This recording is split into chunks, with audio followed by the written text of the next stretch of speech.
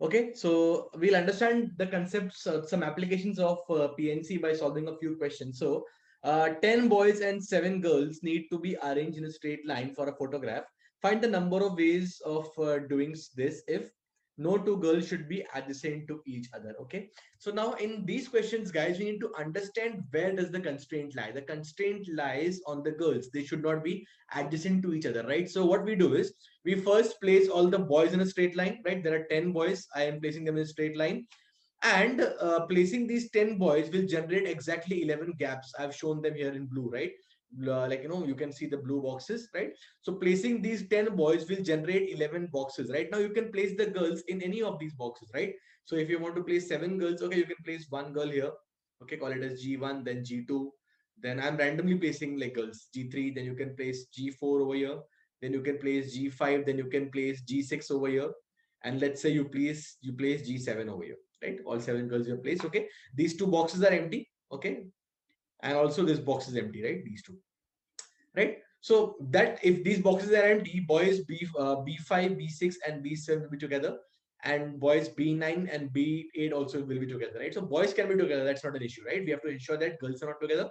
So what you can do is you can place the girls in any of these 10 boxes or 11 boxes. So 11 boxes, may you can place 11 girls, 7 girls in how many ways? 11 p 7 ways. We've seen this before, and that is nothing but 11 factorial upon 4 factorial. Also, if you place these 10 boys in 10 places, that can be done in how many ways? 10p10, right? So within their places, 10 places, also the boys can arrange among themselves, right? That can be done in 10p10 or 10 factorial ways. So final answer is you want this 11p7, you want this also 10 factorial, so multiply them. The final answer is 11p7 into 10 factorial. Okay, you can keep it as it is for time being, right? So let's go on to the next question of the lot. Find the number of ways if three particular boys are always together. Okay, so now guys, we'll always have cases jahan pe some particular set of objects have to be all have always to be together. Okay, so what we will do in these cases is the three particular boys which are together, let's say they are B1, B2, B3 in this case, these three boys. Okay, and the remaining boys is as such, and remaining girls, okay, 5 girls as such. Okay, as per the question, right? 10 boys and 5 girls need to be arranged. So we need to keep three particular boys together, right? So what we do is we put these three particular boys in a box and consider the box as a single object. Okay.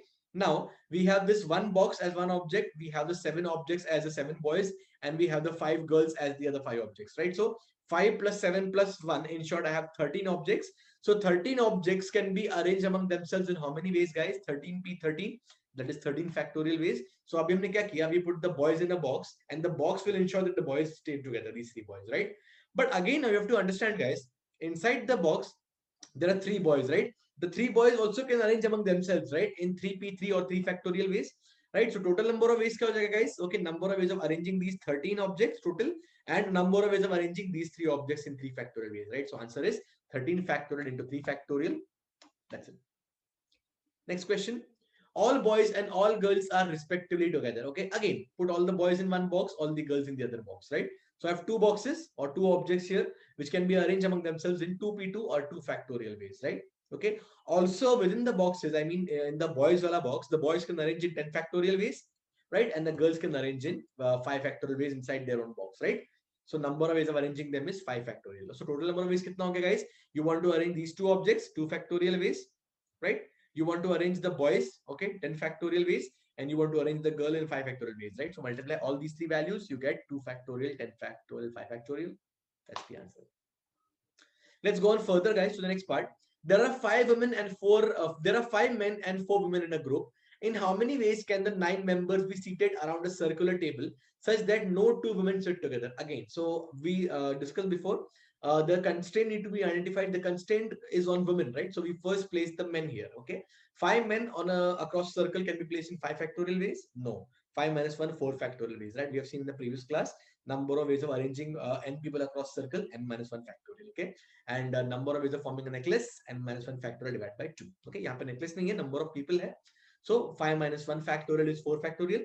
Now guys, when you arrange these boys or arrange these 5 men across circle, they're generating 5 boxes or 5 empty spaces, right? Since the women don't need to be together, you can put these 4 women in these 5 boxes, right? So arranging 4 women in 5 places across a circle, okay, or you can say arranging 4 women in 5 distinct places can be done in 5p4 or 5 factorial ways. right? So total number of ways kitna ho gaya guys? 4 factorial multiplied by 5 factorial. Okay, multiply them. The total number of ways will be 4 factorial times 5 factorial. Right?